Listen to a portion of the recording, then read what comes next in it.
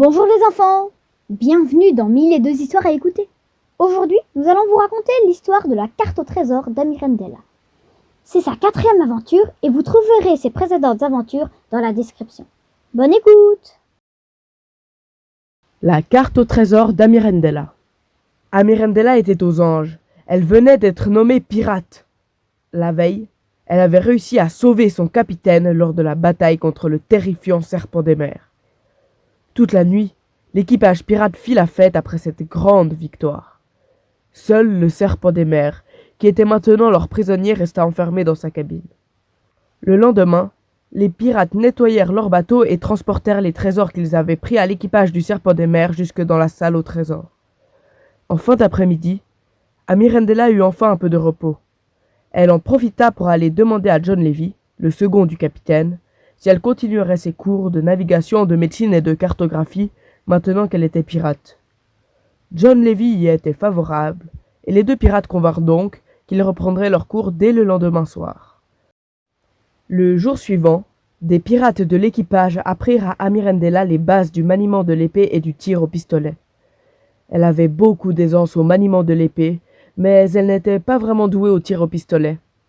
Le soir, lorsqu'elle entra dans la cabine de John Levy pour prendre son cours, elle vit le capitaine et son second penchés sur une vieille carte.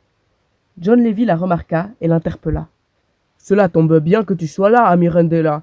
Le capitaine et moi étions justement en train d'étudier cette mystérieuse carte au trésor que nous avons trouvée sur le bateau de l'équipage du serpent des mers. Viens donc nous aider à la déchiffrer. » Amirendela s'approcha de la carte. Elle était très vieille, mais il était quand même possible d'y distinguer une petite île, sur laquelle se trouvait une croix. L'île était la seule terre visible sur la carte. Tout autour, il n'y avait que la mer. En haut de la carte était inscrit en caractères anciens. Celui qui parviendra à récupérer ce trésor sera l'un des plus puissants pirates de cette mer. John Levy reprit. « Je pense que tu as pu constater le problème. »« Oui, » répondit Amirendela. « C'est qu'il est impossible de savoir où se trouve cette île, car il n'y a aucune terre dessinée autour, ni aucune autre indication. »« Exactement, » approuva John Levy. « Mais vous ne pouvez pas demander des renseignements au serpent des mers? La carte lui appartenait. Il doit bien savoir où se trouve cette île. »« Oui, nous avons essayé, » répondit Oliver Chapman, mais il n'a évidemment rien voulu nous dire. « La seule chose que nous avons apprise de lui, c'est qu'il a pris des années à récupérer cette carte et à connaître l'emplacement de l'île, » ajouta John Levy. Amirendela réfléchit un instant puis proposa. « On pourrait lui proposer de nous indiquer l'emplacement de l'île en échange de sa libération. »« Mais tu es folle !»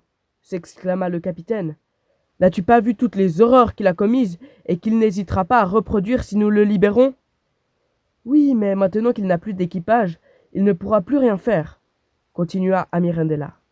« Elle n'a pas tort, » intervint John Levy. « Très bien, allons parler à ce fichu capitaine, » bougonna Oliver Chapman. Ils allèrent dans la cabine du serpent des mers et lui proposèrent le marché. Celui-ci l'accepta et leur montra comment se rendre à la mystérieuse île. Le bateau pirate prit 1 mois à y arriver. Pendant ce temps, Amirendela continuait ses cours avec John Levy et ses entraînements au combat avec les autres pirates. Lorsque le bateau pirate accosta sur la mystérieuse île, tous les membres de l'équipage d'Oliver Chapman descendirent du bateau, sauf 2 pirates qui gardèrent le serpent des mers dans sa cabine.